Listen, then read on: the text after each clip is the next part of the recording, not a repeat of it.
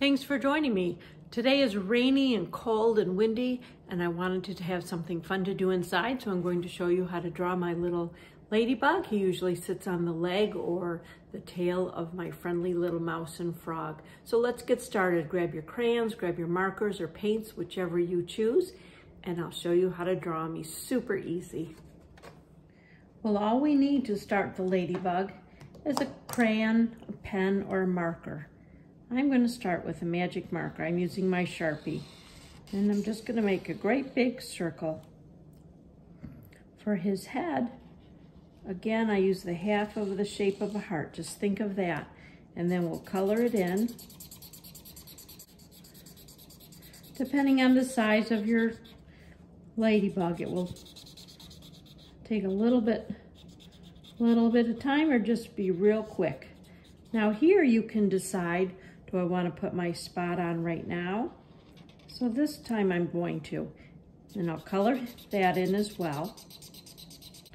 Remember, ladybugs have different amount of spots. You're the artist, you can make it however you like. And now, to make his antenna, I'm going to start right here and just do a quick little flick. And another one. You see I'm starting to run out of ink on this marker, and that's okay. Some markers, this one's got even less ink. Depends how we want it to look. Sometimes that can be the perfect effect for you. Now either with magic marker or your crayons or even some paint, you can color in your ladybug. Red's probably the most typical. I've seen some of them kind of more on the oranger side. Again, I like to turn my paper just to make it easier. And there we have our ladybug. Here's a picture. You can see I did some different colors. Yellow, hot pink, some orange. Put the spots in different places. I've also made some with a lot of spots. These are Frog's friends. A lot of times I'll put a frog on his leg. Other times I'll put the ladybug just sitting on Mouse's tail. But we can put him anywhere we want to. I'm going to show you another idea. A lot of times we'll find ladybugs in the grass or on our flowers. I need to turn my paper just to make it easier to make that ground straight. And then I'm just going to put some blades of grass. I've got the pen, the marker that's shaped to a point. So if I press on it lightly, it's a thin line. If I go press harder, it gets thicker. So it's great for making some grass. And of course I can add whatever I want to in here, but I just want to show you how we can put a little ladybug crawling up on the grass. For this ladybug though, I'm going to use a thinner pen. Again, I'm going to do the circle. I'm going to do a half heart for his head. And just so you know, each time they turn out a little bit different. I'm going to do a couple little flicks for the antenna. And now it's smaller, so I'm going to color in my ladybug first, just to make it easier. And now I'll go back and make the spots. So we could just have this be a lot of ladybugs. So let's try a couple different colors. We got the big circle, we've got his head, a couple antenna, different sizes. We can put different colors on these. We can put different amount of spots. You're the artist, so you are going to get to choose. So I am going to make a pink one. This is a Posca pen. So this is a little paint marker. But it gets a nice little spot of color. We will have to wait until it dries before we put any black marks on there, because this is like a paint where it actually is wet still. My marker is dry, paint is wet here. So let's put this aside for just a minute while it dries, and we'll try a couple other things. If you have thin paper, remember to always have a piece underneath just to catch the extra ink that goes through. So if I were to have my frog, half heart for his leg, half heart for his other leg, his 3 toes. Use a thicker marker to make his eyes, just because it'll be quicker to show you. Now I can put my ladybug right on his knee. Big round circle, half heart, color it in, couple antenna. I'm going to do one here too. Big circle, half heart. Sometimes going the opposite way makes it a little bit harder, but with practice you can get it more alike than different. So now I just have to decide which color I would like to color him. We'll do a quick coloring on the frog, just so he looks like a frog instead of just a line drawing. Remember that your frog can be any color you want. I just love this bright cherry green, especially on a cloudy day like we are having today. So this one I think I'm going to do orange with my marker. Color in, and then so they're not both the same, I'm going to make the other one pink. It's a little bit of a peachy pink, so it's not really looking too different. So I'm going to use one of my pens here so we can get a different color. And I can just put this little paint pen over. But the color mixed, so it's not quite as bright as it might be on its own. We'll make our frog happy because it's such a cloudy day. We don't want to try something sad today. And with the marker I can just push down, and it's got paint on it. But I can just push down and make some dots that way too.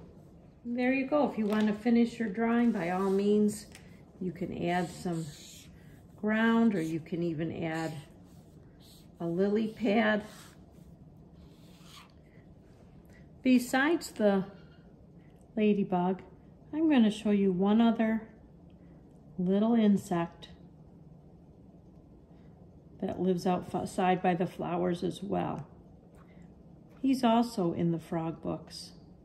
So we put a ladybug. Not unusual to see a ladybug on a piece of grass or a flower outside. And what else might we see outside? We might see a bee. Now this bee is friendly. He won't bite you. He's going to make the circle for his head. And then you can make a big oval for his body. Sometimes I make it different, but that's the easiest. Just a little line for his stinger. Couple antenna. And of course, bees fly, so they're going to have a little wing.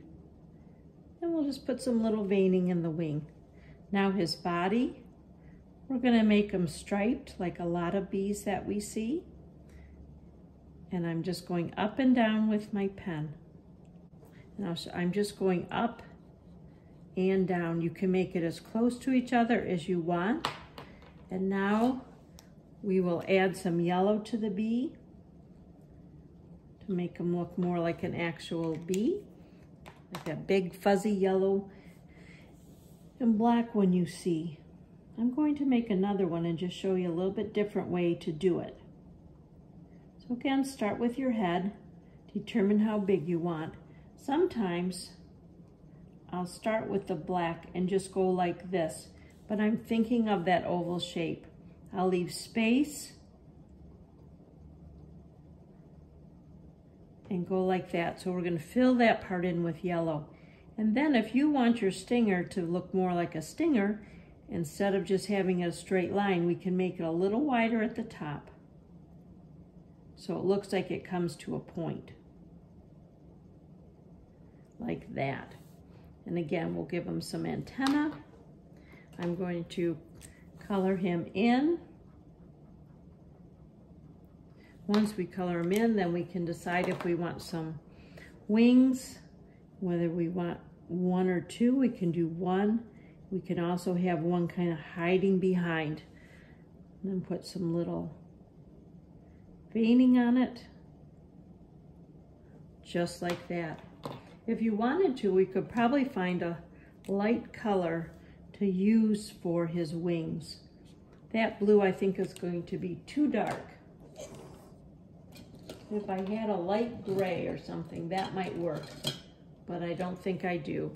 But what about for something fun? Why don't we just try to put a little bit of gold on his wings?